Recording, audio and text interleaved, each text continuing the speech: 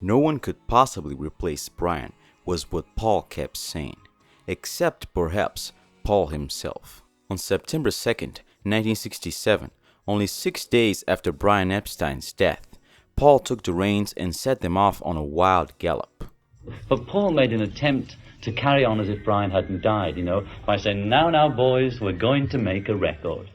He set up a meeting with all the boys in his house to discuss their next project. The project was to be recorded, produced, scripted, and directed by the Beatles, namely Paul himself. Or something like that. Magical Mystery Tour was another where he'd set it up, and then he'd worked it out with Mal, and then he came and showed me what his idea was, and this is how it went. It went around like this, the story, and he had it all, production and... A formal script was never prepared for the project. Instead, there was only an outline, sketches of dwarfs, and rewarmed Fellini characters out of Paul's comic strip imagination. I ended up kind of directing it, even though we said, well, the Beatles have directed it at the end. Just because I was there most of the time, and all the late-night chats with the cameramen about what we're going to do tomorrow would tend to be me rather than the others. The project was a mess. If Brian had been alive, it never would have happened the way it did. On September 11th, a 60-seat yellow and blue coach, festooned with signs identifying it as the Magical Mystery Tour, took off for Devon and Cornwall with a cast and crew of 43 aboard. Following them was a procession of carloads of Fleet Street reporters, plus 10 or 15 fans in their own cars. The Magical Mystery Tour stopped in Devon, where they hoped to find a Devon fair, but found only a town. The local constable chased them off for disturbing the peace. When they stopped for a lunch break, they discovered they were 30 lunches short to feed the cast and crew. The first night on the road, the sleeping accommodations had been underbooked, and Paul and Neil spent hours sorting out fights between fat ladies and dwarfs who didn't want to share rooms. Heading north the next day, their caravan caused mayhem and traffic jams wherever they went, not just because of the procession of cars that followed them, but because a line of cars now preceded them for a mile. Unable to take another second of it, John ordered the bus to stop, stormed out the door, and ripped the signs of the coach in fury. They should have filmed that, Neil barked. And then George and I were sort of grumbling, movie, well, we better do it, a feeling that we owed the public, or owed somebody other, that we should do these things. So we made it, We knew we weren't doing a regular film. We were doing a crazy, roly-poly 60s film where I am the Eggman, you were the... Paul had planned to shoot the finale, a top hat and cane dance number, at Shepperton Studios outside of London, but no one had thought of booking time on the soundstage. In desperation, they leased an old airfield in West Malling, Kent, where a huge set was built. Paul took all the developed footage and disappeared into an editing room he'd hired on Old Compton Street to piece it together. Each Beatle had a say about the film, and it was edited, re-edited, and tinkered with 1,000 times. Often, it was changed back and forth 4 times in the same day, with Paul contradicting John's suggestions of that very morning. One day, Peter Brown received a phone call in his office on the Beatles' private line. It was Paul. "Where are you?" Peter asked. "I'm in Nice, France," Paul said, "with the camera crew. We found the perfect hill, but we haven't brought the right lenses. Do you think you could have them shipped out to us, along with some money?" And I just wandered off to France and did that Fool on the Hill stuff. Peter was baffled. "France? Perfect hill? What are you talking about? How can you be in France? I have your passport." Paul explained that he wanted to include a scene in the film of him standing on a picturesque hill and singing The Fool on the Hill. He took off to France without telling anybody and bluffed his way past the English authorities at Heathrow, saying his passport was waiting for him in France. By the time Paul and crew returned to London, it had cost £61,000 just for the one shot of him sitting on a hill in Nice. I mean, the scene that, to me, that stands out is the one of John shoveling the spaghetti onto the fat woman's plate. I mean, that was the best bit of the movie for me. All this mud in 45 minutes. I can hardly get my breath. That was an actual dream he'd had.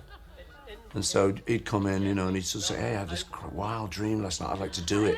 I'm a waiter." And so we just put them in, and it was very haphazard, looking back on it. It's how you learn, kind of thing, by your mistakes, But I think, you know, in the end, it came out, I think it's quite interesting now looking back on it as a period piece. And people like Spielberg, I've read that people like him have sort of said, when I was in film school, that was a film we really took notice of, like an art film, you know, rather than a proper film. But of course, we then released it. When the Magical Mystery Tour was finally finished, Paul screened it for everyone at NIMS. The reaction was unanimous. It was bad. It was formless, disconnected, disjointed, and amateurish. Peter Brown told Paul to junk it. So what? We lost £600,000. Better to junk it than be embarrassed by it. But Paul's ego wouldn't let him consider this. He was positive that the Magical Mystery Tour would be as warmly greeted by the public as the Beatles products that came before it. The rights were sold to the BBC, which put them on the air on December 26th, Boxing Day in England, when millions of Britons were at home celebrating the holidays. Talk about your magical mysteries. I spent half an hour looking for that sugar, tell you. Alright, any news of the bus? The bus. It's 10 miles north on the Dewsbury Road. Really? And they're having a lovely time. And of course they showed it in black and white. And so it was hated. You know, they all had their chance then to say they've gone too far. Who do they think they are? What does it mean? The critical reaction was truly remarkable. The press was so mean and vindictive that, for the first time in memory, an artist felt he had to make a public apology for his work. In an effort to explain the group's creation, Paul gave a TV interview to David Frost. Top of the evening. Good evening, Mr. Frost. Good evening, Mr. McCartney. Why don't you think that the critics like this film? I don't know, you know. They just didn't seem to like it. I quite liked it myself. Well, I liked it. I saw it. I didn't see it last night because I was a bit busy, but I saw it today, and I liked it, I mean, with reservations and so on. But I mean, why were people so puzzled by it? Do you think? I think they thought it was bitty, which it was a bit. You know, but it was supposed to be like that. I think a lot of people were looking for a plot, and there wasn't one. But we thought that we could just do a thing. You see, we've been waiting for a couple of years now to make another feature film. And we've been asking people to write stories and write plots, in fact, targets. But nobody's come up with one, you know. So we thought, well, we'll do something which isn't like that, you know, which isn't like a real film in as much as it's got a story and a beginning. We'll just do a selection of, you know, we put together a lot of things that we like the look of and see what happens. I liked it. Did you have a point in mind when you? Some point to get across at all when you did this? No, that's the trouble. It seems that you've got to do everything with a point or an aim, but we tried this one without anything, you know, with no point, no aim. It's like, you know, we make a record album, and all the songs don't necessarily have to fit in with each other, you know. They're just a selection of songs. But when you come to making a film, I don't know, you seem to have a thread to pull it all together. Well, we thought that doing a mystery tour, you know, it all happens on a bus to this group of people, would be enough of a thread.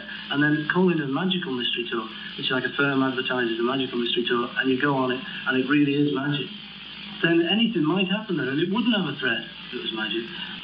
If you watch it the second time, on January the 5th on BBC, if you watch it the second time, it does grow on you, you know. And this is one thing we forgot, because when you make a record, a lot of people listen to our records and say, well, I don't like that one, you know. But the second time round, they say, well, it's not bad. And then after a few plays, they say, you know, but are the BBC going to show it 17 times? Yes. We've just signed the thing, yes. Today? Yes. Is the fact that it didn't get across to a lot of people, does that fact alter your opinion of it? Do you say, right, it seems to have failed, or do you still think it's precisely as good as if people had said it was very good? Yeah, I think it's as good, you know, as I always thought it was. But when we were making it, I think all of us thought, well, this has got a very thin plot. You know, we hope this idea of doing a thing without a plot works, because the one thing we're going to be able to say is it hasn't got a plot. But, you know, we thought you don't need a plot. You don't always need one, you know, because, like, the things you did today probably didn't have much of a plot. So... Oh, I was plotting all day. Yeah. But no, I can see that. But would you call it a success or a failure? It's both, you know, it's a success failure, you know. You can't say it was a success, you know, because the papers didn't like it, and that seems to be what people read, you know, to find out what's a success. But I think it's all right. You know. I think the next one will be a lot better, and it'll have the fat plot. Since the critical reaction in the UK was so negative, the Beatles didn't even bother to try to distribute it in the United States. It was not well known to many American fans until around 10 years later. That being said, fans have come to accept the Magical Mystery Tour movie much better as time went on, and it gained somewhat of a cult following. Even though it obviously has its flaws, a lot of people love it or see it as a guilty pleasure. But while the US didn't know about the movie, they did know about the music. The Beatles went to tremendous lengths to record 6 great psychedelic songs for the movie soundtrack when the music of Sgt. Pepper was still echoing through the EMI studios. But 6 tracks were obviously not enough to make an album to follow Pepper, and they were too busy making the movie to write more. So because EPs were still a common format in Britain at the time, it was agreed that the 6 songs would be issued as a double EP to go along with the movie. But this wasn't the case in America, where the few Beatle LPs that were issued didn't even reach the top 40. Simply put, America didn't buy EPs. So Capitol smartly decided to release an album instead, using the 6 tracks on the EP as side 1 and the 5 tracks they released as non-album singles that year as side 2. The LP came complete with a new cover, a greatly packaged fold-out album cover, and a 24-page booklet featuring the Beatles in a variety of poses, as well as storyboard cartoon comics that tell the story of their mysterious journey. Over time, this LP version became even more popular and well-known, not only for the track listing, but for the cover too. Even though the original was the EP, Beatle fans today mostly agree that this is the definitive version of Magical Mystery Tour.